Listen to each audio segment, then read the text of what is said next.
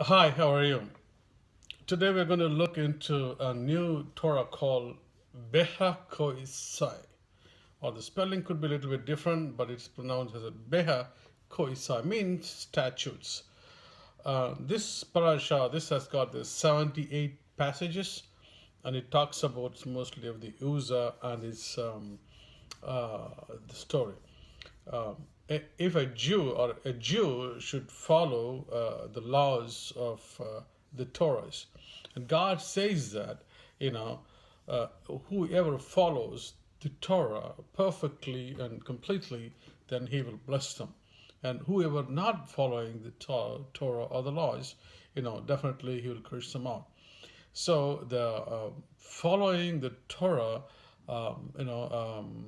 it is it is kind of it's a must, and a Jew should do it in his life. And you know, when we read the how this connects to the story of Uzzah, let us think. See about this one. Second Samuel chapter 6. It talks about the story of Uzzah. The ark was there, 20 years the temple was without the ark of covenant, and then ark was there in the house of Abinadab. And then David sees this one. David saw, and David planned to bring this ark from Abinadab's house. And if you see that, and they put it in a cart, and then and Abinadab was going, before the cart. I mean, and Uzzah was behind the cart, behind the chariot, or whatever the mode of the truck you can tell. So now, at one point, these bulls get jerked, and then they kind of trying to run away, or something is happening, and then the ark was airborne, and ark was floating in the air. Who's held the ark to support the ark to put it in a place? And now God beats Uzzah, and Uzzah dies there. So um, this and then David um, saw this one, and as I said, that if you follow Torah, that you'll know how to act with that one, what to do with that one. If you do not follow the Torah, God would bring the city in a wrath, or city in a difficult position. And now what happens is that we are talking about the Behakoisai, the statutes of this one, or the Torahs, or the commandments of this one, how it has to be followed. How a Jewish guy should follow the Torah means he has to, immersed, or he has to toil inside the Torah itself, meaning he has to immerse inside the Torah. Torah should be, soaked in himself. You should completely, thoroughly soaked inside the Torah, meaning you should get everything in him. You should be immersed in the Torah. That's what the statutes are given to the Jewish people. The statutes are kind of three kind of statutes we can see. The mitzvahs. What happens is, one is with no rational understanding or explanations, like the statutes of purity and impurities, doesn't have any rational explanations for that one. And then the second Torah, the second mitzvah, are used like a testimonials, like the Sabbath or Passover, and eating matzah, or the witnessing of the historical events happen in the Bible. If you are, observing the Sabbath, that means you're witnessing God, that God rested on the seventh day. So this is kind of a second type of statutes or mitzvahs that is written in the Torah. The third type of mispatim, or the Torah or mitzvah, is that it talks about the civil law. Kind of a mispatim means the civil laws. That means God commanded that do not eat this, and do not do this one, don't do this, don't do that one. Those type of things are called the the mishpatim, or the civil laws. So, if one should follow all these things thoroughly, completely immersed in Torah, and he must follow it. That's what the Torah for the Jewish, and he will be blessed by God. But if it is not, it is going to be a difficult thing for him. He had to engrave in his heart. Writing, speaking, listening are different than engraving. Engraving takes a lot of pain. Engraving goes a lot of procedures. So in order to engrave that one, he has to put a lot of effort to engrave all these Torahs in his heart, all these statutes in his heart. Why did God punish Uzzah? What happened in the situation? uh, was it but actually it was a mistake of David, not of Uzzah's. David should understand what exactly the statutes are. He should have engraved in his heart what was the statute it talked about. What was the mitzvah, or what was the statute talked about? Is the the the carrying of the Ark of the Covenant. What the Bible talked about. There are two things in the Bible.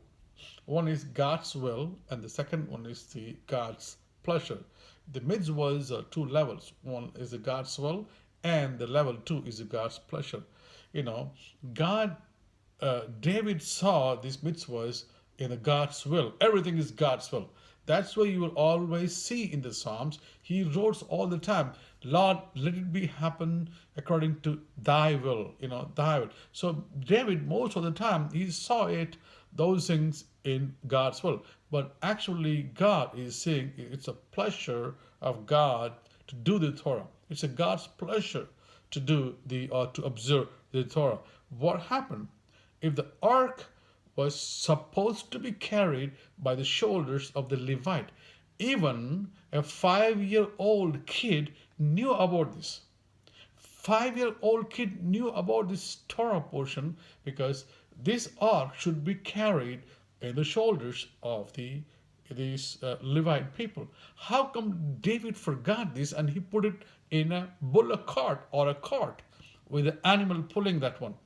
That's the biggest mistake that David did, rather than Uzzah went and held or the ark which was falling. Most of the time we think about this one, because I've seen messages, I've heard messages. We always say, "Who's went and held that one, touched that one, or try to catch the ark falling from the cart." That's why God was beating him up. But actually, it was a fault of David. But he did not realize, or he didn't realize what exactly the mitzvah was telling. Ark is supposed to be carried by the Levites.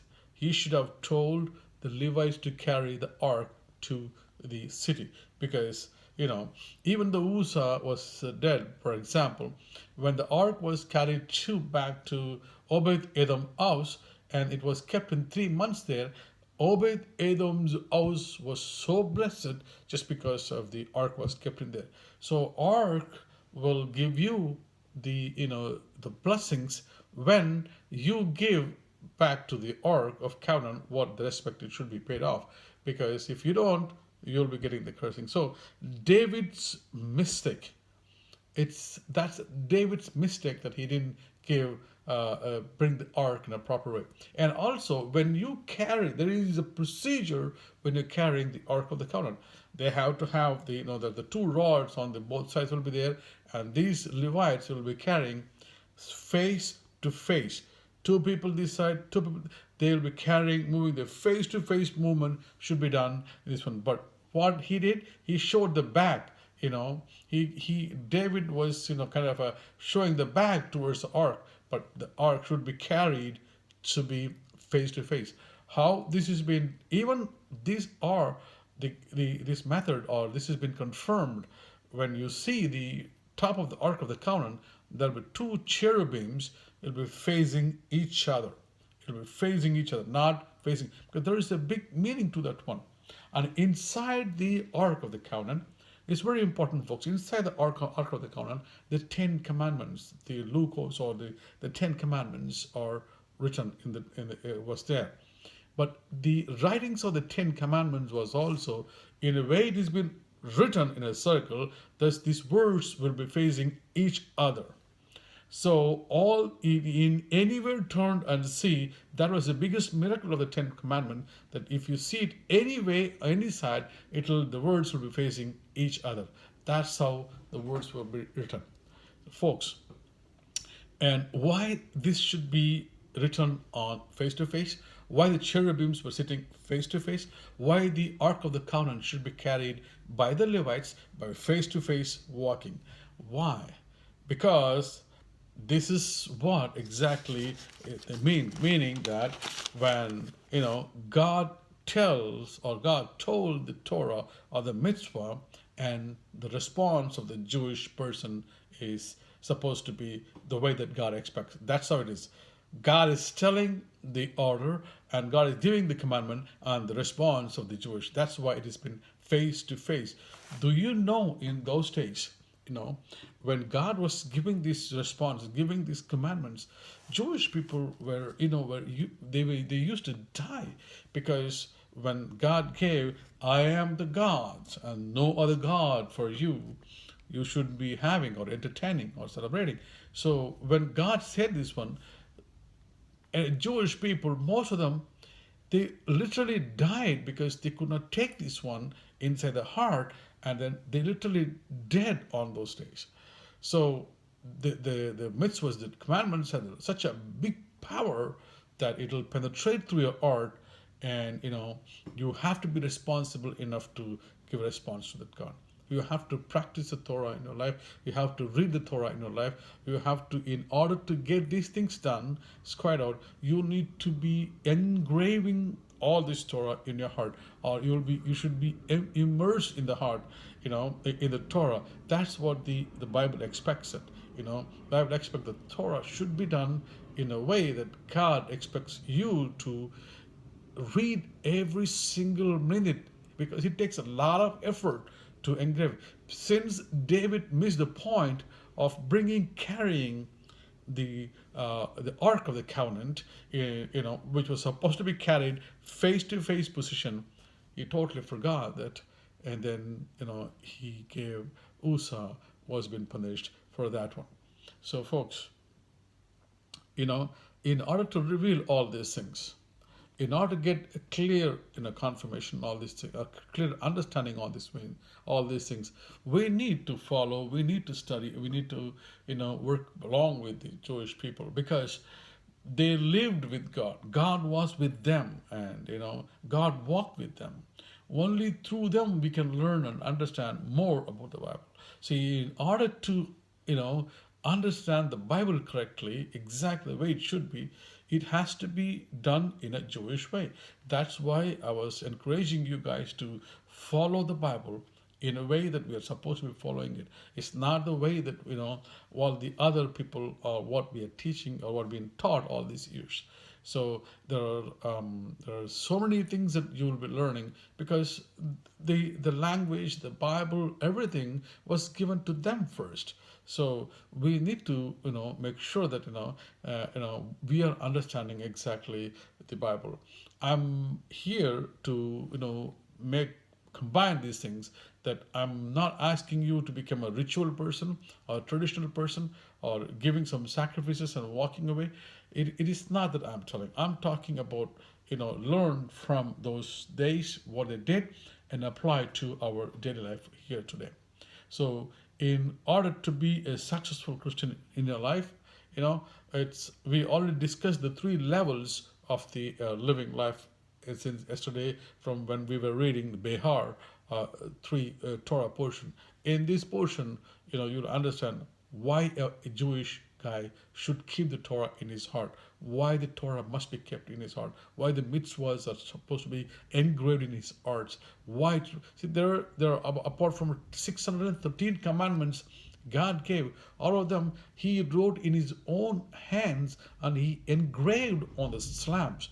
Engrave means something is more concrete, more solid, more more in depth to that one. We must understand that one about slabs.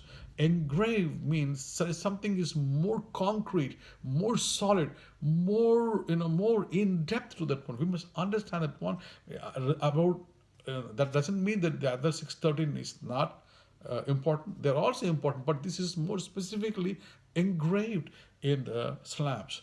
So, how many of us we know all the Ten Commandments? We don't know anything about that one. Not many of the people, especially only a few commandments we might be knowing it. In order to practice properly, we need to learn everything completely and thoroughly. So the uh, the Torah portion today that we were talking about is about the Behakoisai, but about the statutes. So how a Jewish person is supposed to keep the this statute, this mitzvah in his heart engraved, the same way that we also need to keep the Torah portions or the Lord's mitzvah in our heart, engraved.